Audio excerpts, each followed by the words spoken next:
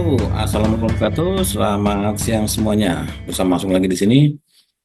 Ya, melanjutkan pertanyaan dari banyak eh, yang masuk Japri mengenai gimana sih gambaran materi khusus kanker di OMG, juga gambaran dari workshop. Ya, memang ada banyak cara untuk menuju kesembuhan ya. Ada banyak banget caranya. Pola napas ini adalah salah satunya. Nah, sekarang kita akan lihat gambaran secara umum ya. Materi workshop 2 hari khusus CA. Topiknya mengenai pencegahan rehabilitatif, berarti perbaikan kualitas hidup ya. Rehabilitatif itu pemulihan. Kemudian paliatif, perbaikan kualitas hidup, dan targetnya kesembuhan. Karena tentu semua dari kita berharap targetnya itu pasti kesembuhan. Tapi cara menuju ke sana, setiap dari kita tentu berbeda-beda. Gitu kan? Ya, tergantung pendekatan yang diambil dan kebersesuaian dengan takdir kesembuhannya. Karena ada yang ngambil jalan A nggak sembuh-sembuh, ada yang ngambil jalan B nggak sembuh-sembuh, jalan C nggak sembuh-sembuh, dan seterusnya. Maka kalau di OMG itu kita mensikapi bahwa cara OMG itu sebagai salah satu jalan yang barangkali bisa cocok dengan Bapak Ibu sekalian. Itu dasarnya di situ. Ini diposisikan sebagai salah satu jalan. Kita akan lihat. Jadi secara umum strategi tradisional dan alternatif ya seperti inilah. Ya kita sebut saja medis dan komplement lah ya. Kalau di medis itu ya semua sudah paham, ada surgery atau pemotongan gitu kan, pengambilan area-area kanker, di-cut gitu kan. Kemudian ada terapi radiasi, kemudian ada kemoterapi, kemudian ada target terapi. Ini yang umum. Jadi kalau kita datang ke rumah sakit atau konsultasi ke dokter, ke onkolog atau sejenis itu, nanti rekomendasinya ya nggak jauh-jauh dari itu. Ya memang seperti itu potensi yang muncul dari dunia medis. Ya nggak apa-apa, memang itu adalah pilihannya. Lalu kemudian lahirlah solusi-solusi komplement.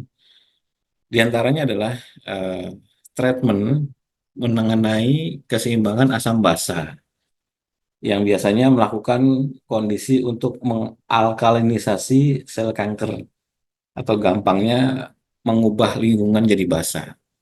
Ini lewat olah napas bisa. Teknik-teknik besar seperti teknik-teknik populer ya, seperti misalnya Wim Hof, Bastrika, Kapalbhati, Tumo dan sejenis itu, termasuk metode napas ritme (OPH) yang berhubungan dengan peningkatan basa ya, itu bisa dipakai sebagai treatment komplement, sebagai tambahan ya, pelengkap. Kemudian ada juga komplement lainnya seperti misalnya yang mematikan sel kanker dengan gelombang radio.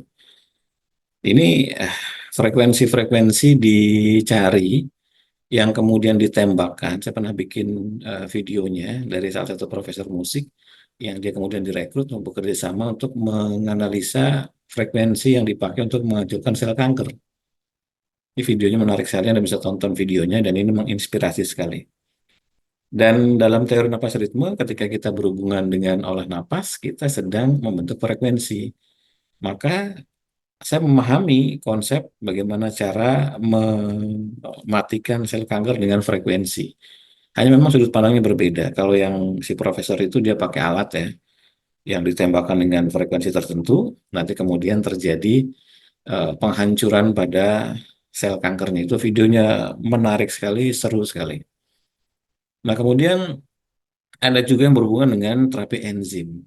Terapi enzim itu seperti yang ramai sekarang yang menarik ya menurut saya, ya ini mucin. Nanti saya jelaskan secara singkat ya. Jadi di sekeliling sel kanker itu ada, anggaplah ada reseptor gitu ya, yang ketika reseptor dihilangkan, maka sel imun jadi bisa untuk masuk dan mematikan sel kanker. Tapi selama reseptor itu masih ada, maka sel imun jadi susah untuk masuk ke dalam sel kanker.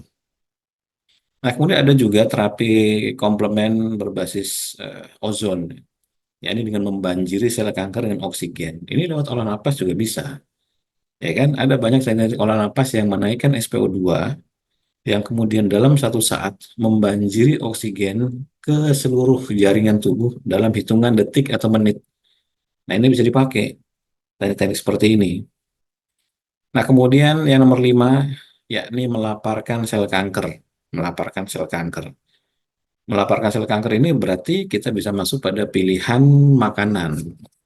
Nah, pilihan makanan seperti misalnya diet-diet tertentu ya, seperti ketogenik, kemudian ketofastosis, juga seperti fasting mimicking diet atau FMD itu juga menarik. Fasting mimicking diet, kemudian carnivore diet, termasuk juga vegetarian, yang tujuannya adalah mengurangi atau membuat low pada asupan karbo. Ya, seperti contoh misalnya kalau kita melihat hasil konversi dari makronutrisi menjadi glukosa seperti karbohidrat, protein, lemak.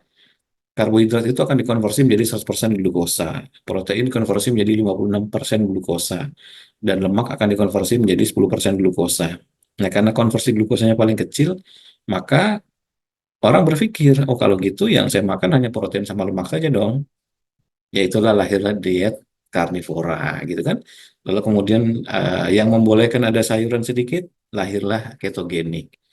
Yang hanya sayuran doang, lahirlah diet vegan. Jadi vegan sama carnivore diet itu berseberangan ya, karena kalau carnivore diet hanya makan daging-dagingan saja, sementara vegan hanya makan tumbuh-tumbuhan saja. Nah, ini masalah pilihan saja. Anda bisa milih atau fasting mimicking diet, di mana jumlah kalorinya Anda kurangi separuhnya, separuhnya, separuhnya. Ada banyak lah jenis-jenis diet yang bisa dipakai untuk melaparkan. Nah, termasuk olah napas juga bisa dikondisikan untuk melaparkan sel kanker. Kapan? Yakni ketika selesai melakukan olah napas, gula darahnya turun. Jadi teknik-teknik olah napas apapun yang mampu untuk menurunkan gula darah, itu bisa kita sebut sebagai teknik yang ikut membantu melaparkan sel kanker. Maka ketika Anda belajar teknik normalisasi diabetes di OMG, Anda juga belajar teknik autofagi di OMG, itu sebenarnya teknik-teknik napas yang membantu untuk melaparkan sel kanker, membantu melaparkan sel kanker. Dari sudut pandang teknik pernapasan ya. Kemudian kita juga ada juga teknik di OMG ini yang untuk menurunkan glukosa postprandial atau glukosa setelah makan. Ini juga bagus banget.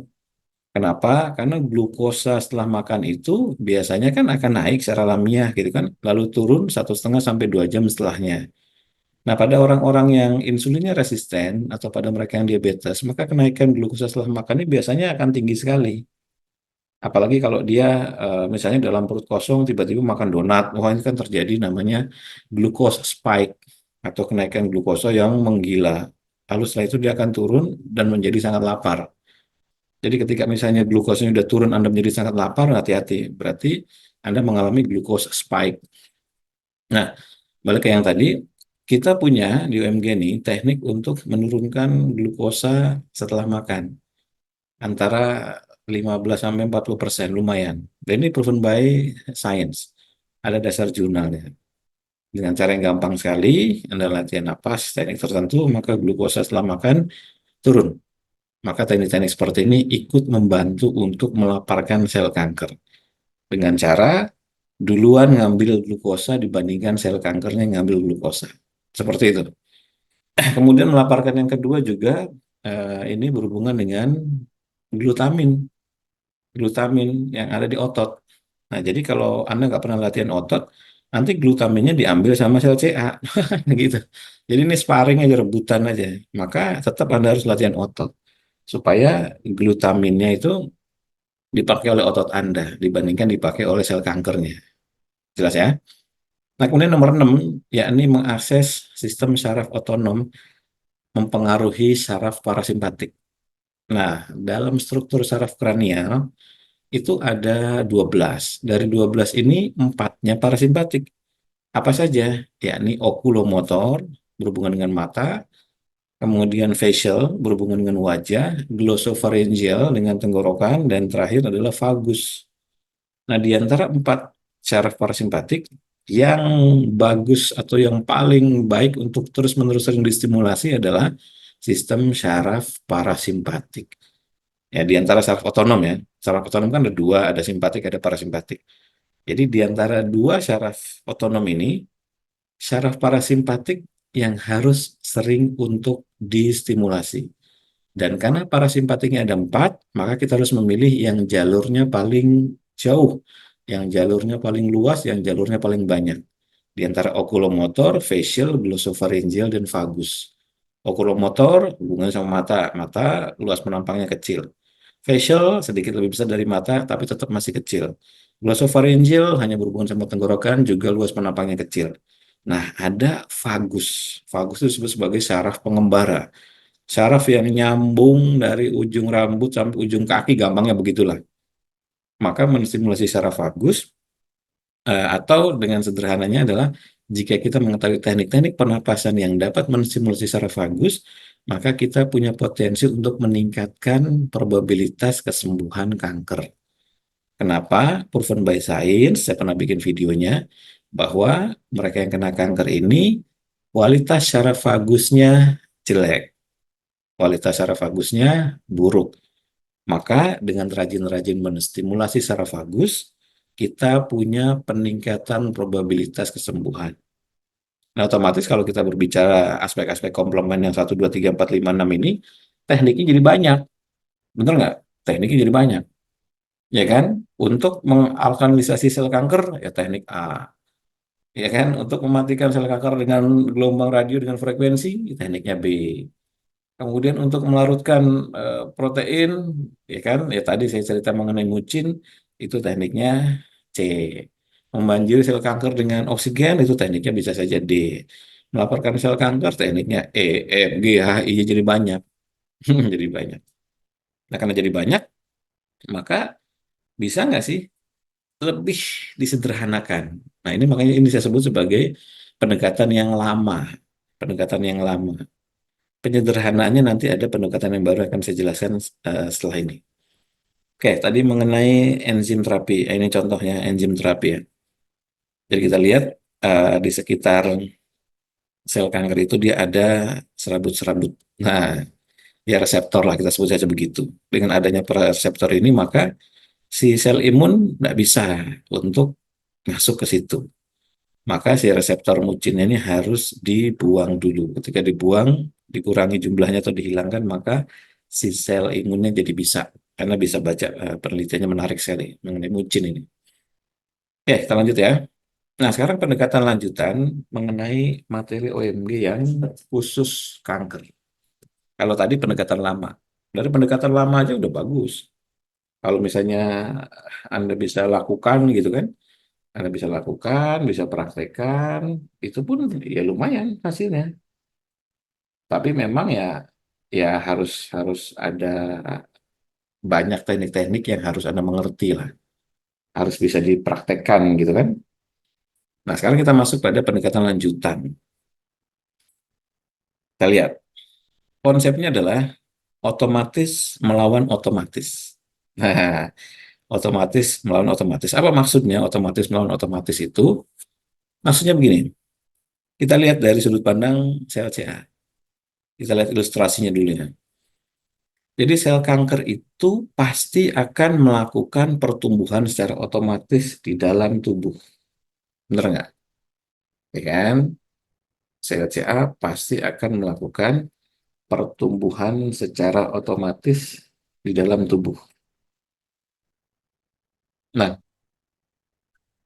pertumbuhan secara otomatis ini nggak bisa di apa namanya, nggak bisa kita kendalikan, makanya disebut sebagai anomali. Dan dia nggak ada urusan tuh dengan perasaan kita, dengan pikiran kita, dengan kondisi fisik kita, nggak ada urusan. Pokoknya tugas dia adalah melakukan hacking, membajak, ya kan, membajak sistem di dalam tubuh kita, di mana sistem itu kemudian berusaha untuk melakukan proses penggandaan secara otomatis terus-terusan. Nah, secara otomatis terus-terusan. Every single second, ya, every single minute, every single day. Seperti itu. Nah, itu yang dilakukan oleh sel CA. Terus-menerus melakukan proses otomatis dalam tubuh. Jadi, sederhananya, Pasien CA sedang berhadapan dengan sebuah sistem otomatis yang canggih. Gampangnya begitu tuh cara mengilustrasikannya. Ya kalau kalau di beberapa video saya yang lalu tuh ilustrasinya seperti kita sedang melawan seorang juara dunia. Di sebuah pertandingan misalnya gitu ya, melawan seorang juara dunia yang punya kemampuan luar biasa. Sementara kita nggak pernah bertahan, kita nggak pernah latihan, kita nggak pernah juara RT, juara RW, juara kampung, juara provinsi gitu kan, apalagi juara nasional, apalagi juara SEA Games, juara kita nggak pernah. Tapi tiba-tiba kita langsung harus melawan atlet juara dunia, si kanker ini. Nah, maka tentu kita potensi kalahnya besar, ya kan? Dan ketika kita mau mulai, jadi akhirnya jadi nggak bisa. Kenapa? Karena dia udah jadi atlet dunia. Kita baru mau mulai latihan. Repot. Maka ilustrasinya seperti itu. Eh, Sel kanker ini ibaratnya sebuah sistem otomatis yang bekerja di belakang layar, sementara penderita CA Anda adalah sebuah sistem manual. Sebuah sistem manual untuk melakukan intervensi terbatas pada CA-nya. Tapi kan badan kita otomatis, iya badannya otomatis. Tapi ketika Anda ingin melawan CA-nya, maka Anda melakukan intervensi manual. Misalnya latihan pernapasan, intervensi manual. Olahraga, latihan, apa namanya olahraga atau latihan beban, juga intervensi manual. Anda latihan kardio, juga intervensi manual, gitu kan? Anda makan, merubah pola makan, diet, juga intervensi manual. Nah, ini kan manual semua. Manual, manual, manual, lawan otomatis, ya kan? Otomatis lawan manual. Nah, kira-kira bisa menang nggak? Ya kemungkinannya, ya namanya kemungkinan bisa-bisa aja gitu kan. Bisa aja menang, tapi bisa juga kalah. Kenapa? Ya karena manual lawan otomatis. Senapan manual sama senapan door hiji gitu. Yang menang ya kecenderungannya senapan otomatis. Maka yang harus kita ubah mindsetnya adalah pemahaman untuk mengetahui apa di badan kita yang otomatis. Sehingga nanti sistem otomatis harus bisa dipakai untuk melawan sel CA yang juga otomatis. Maka otomatis harus ketemu dengan otomatis. Nah, baru nanti kita pelajari di dalam kelas CA ini apa di tubuh kita yang sifatnya otomatis. Ada 11 sistem. Ada sistem kulit, sistem rangka, sistem otot, sistem peredaran darah, sistem syaraf, sistem kelenjar, sistem endokrin, ada sistem reproduksi, sistem urinasi, sistem pembuangan, dan sebagainya. Nah, kita pelajari apa yang bisa otomatis. Di antara segala macam ini, ada konsep yang disebut dengan otak. Hmm. Ada konsep disebut dengan otak. Yang biasa orang tahunya ada otak kepala, ya kan? Otak di kepala orang tahunya kan. Ternyata proven by science, selain otak di kepala, ada otak di jantung, dan ada otak di perut.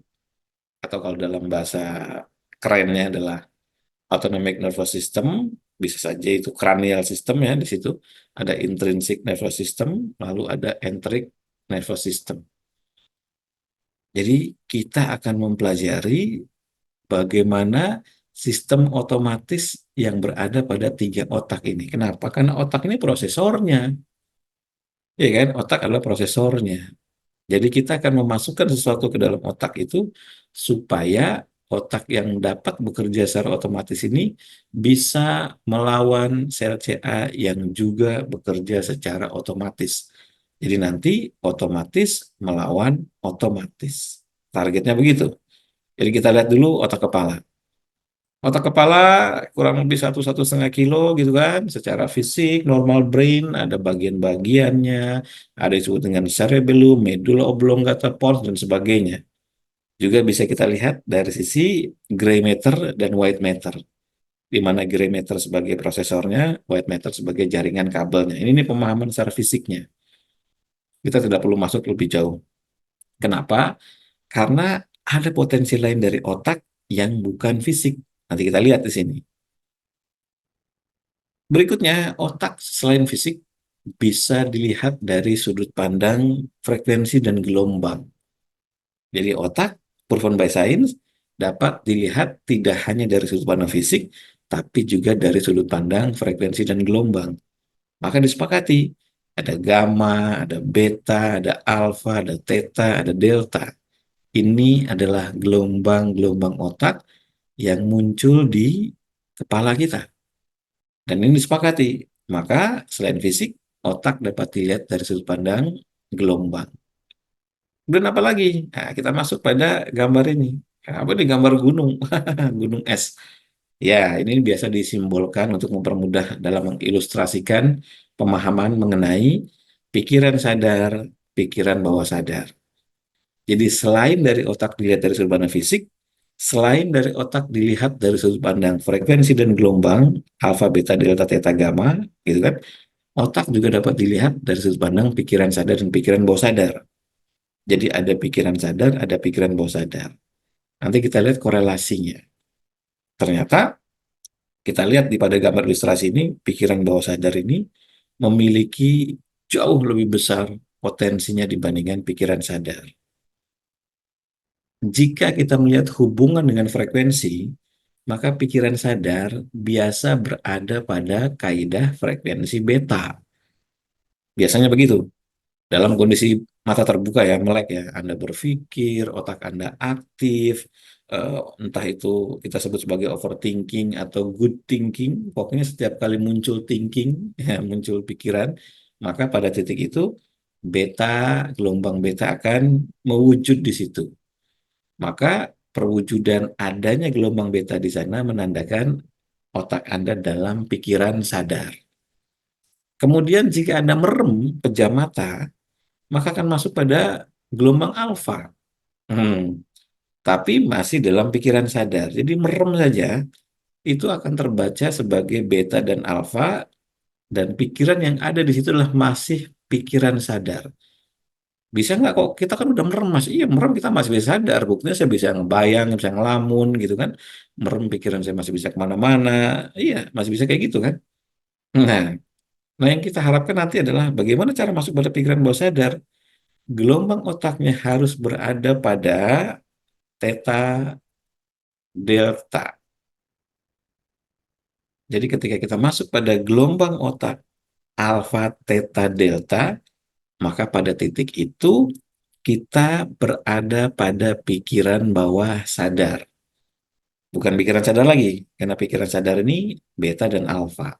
Kalau dia buka mata, dominan beta. Kalau dia pejam mata, maka akan muncul alfa, tapi ada betanya. Maka pada titik ini, orang itu berada dalam pikiran sadar, yakni beta dan alfa. Tapi ketika dia masuk pada pikiran bawah sadar, gelombang yang terbaca di EEG adalah alfa, theta, dan delta. Dan ini yang disebut sebagai gelombang otomatis. Jadi irisannya adalah gelombang alfa.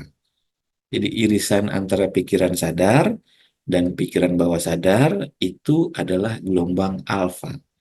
Jika hadir beta di situ, maka Anda masih menggunakan pikiran sadar. Tapi jika yang hadir adalah alfa, theta, delta, maka Anda ada di dalam pikiran bawah sadar. Dan ini nanti yang akan diajarkan bagaimana cara masuk ke dalam pikiran bawah sadar lewat teknik pernapasan yang bisa dibuktikan dengan EEG. Nanti peserta akan maju satu persatu, lalu kita ajarkan tekniknya, lalu kita akan lihat bagaimana gelombang otaknya akan bergeser dari beta alfa menjadi alfa, theta, delta. Kenapa harus begitu? Karena nanti teknik ini berusaha membiasakan agar gelombang otak kita mampu switch masuk ke dalam pikiran bawah sadar. Kenapa ini jadi penting? Ingat, pikiran bawah sadar ini berjalan secara otomatis. Nanti di situ kita akan belajar melakukan instalasi software, dalam tanda kutip ya. Instalasi software. Apa itu softwarenya? Bisa narasi, bisa visualisasi, bisa yang lain. Nah, seru kan? Kenapa harus begini sih, Mas? Ya karena tadi Celsia itu program otomatis, sistem otomatis, nggak bisa Anda melawan sistem otomatis dengan sistem manual. Anda harus melawan sistem otomatis dengan sistem otomatis lagi. Hanya dengan cara seperti ini nanti di belakang layar itu akan terjadi proses fight-nya. Jelas sama sini ya? Oke. Jadi nanti narasinya akan dipasang di dalam pikiran bawah sadar, visualisasinya akan dipasang dalam pikiran bawah sadar. Nah, pernah ada peserta yang bertanya, Mas, enggak bisakah saya langsung saja ngomong, saya sembuh, saya sembuh, terima kasih Tuhan, bersyukur dan sebagainya.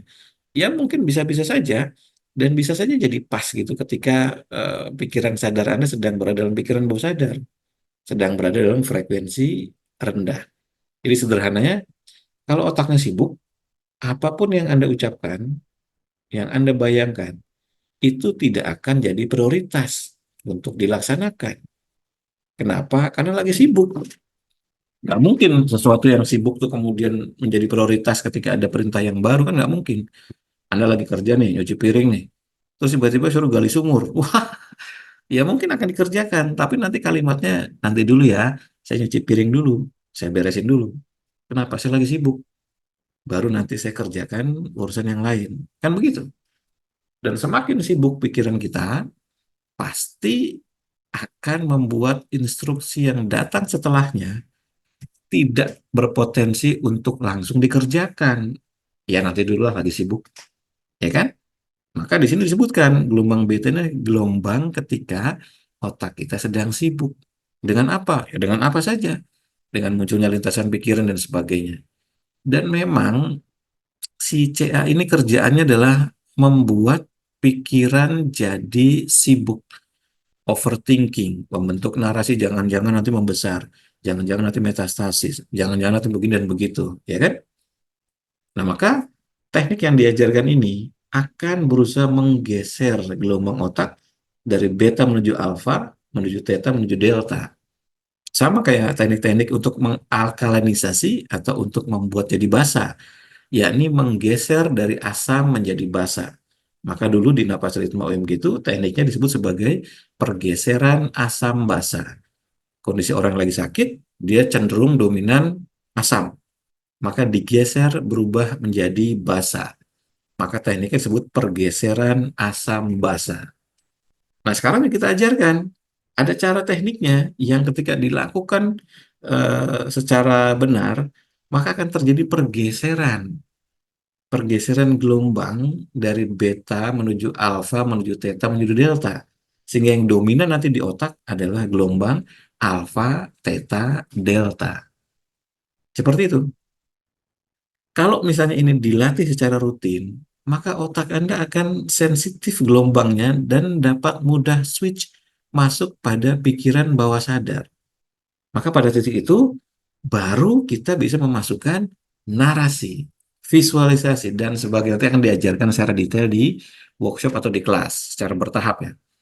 Jadi pelajarannya seperti itu, di otak kepala tuh. Jadi kita memanfaatkan potensi yang otomatis di tubuh manusia, di otak kepala, yakni pikiran bawah sadar, untuk nanti melawan sistem yang otomatis, yakni CA. Jadi baru nanti kita jadi bisa. Kenapa? Karena yang bekerja di belakang layar antara let's say 88 sampai 90% ke atas itu adalah pikiran bawah sadar, ya kan? Maka harus ngerti cara masuknya.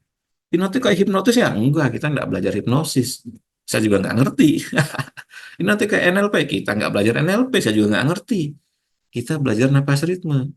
Konsep yang nanti dipakai dengan frekuensi tertentu, menggeser gelombang otak beta ke alfa, alfa ke theta ke delta, 99% terjadi. Maka ini yang diharapkan. Sehingga nanti peserta dapat memiliki sebuah tools, memiliki teknik bantu untuk menggeser. Kalau enggak, dia akan selalu dipengaruhi oleh sel CA-nya. Jadi susah. Maka materi ini akan mewujudkan konsep otomatis melawan otomatis.